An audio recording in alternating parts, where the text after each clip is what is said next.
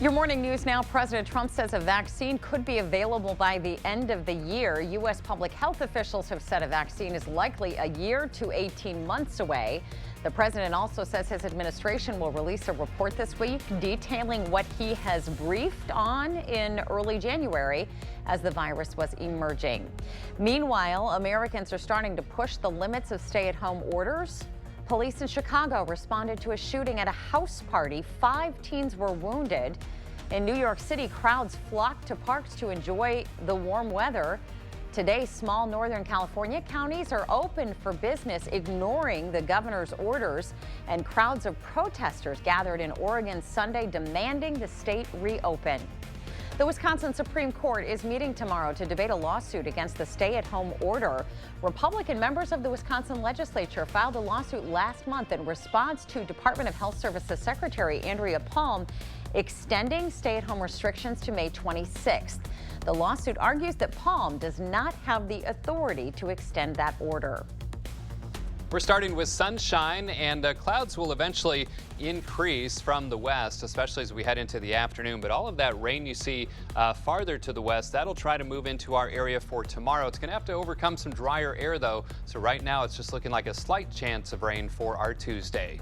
Almost 8,000 people in Wisconsin have tested positive for the coronavirus. 339 people have died. About 3,700 people, that's nearly half of the cases in the state, have recovered.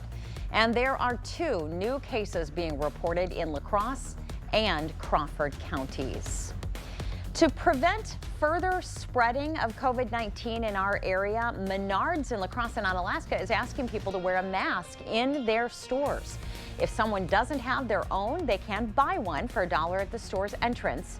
Festival Foods is also requiring employees to wear masks and strongly encouraging customers to do the same.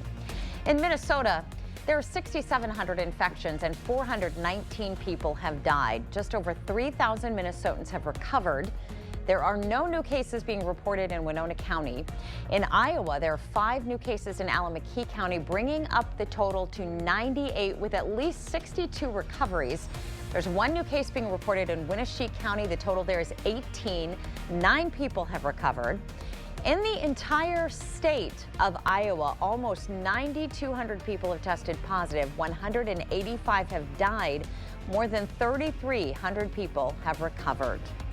Elective surgeries, procedures, and visits are now available at Mayo Clinic Health System locations. Mayo says the reopening of services is due to the projected decrease in COVID-19 cases at its locations. Increased testing capabilities, PPE supply management, and screening processes are now in place. Mayo Clinic Health System could still change their policy if the COVID pandemic increases again. If you are looking to get rid of some old items after spring cleaning, Goodwill is now allowing donation drop-offs. That includes locations in La Crosse and Onalaska.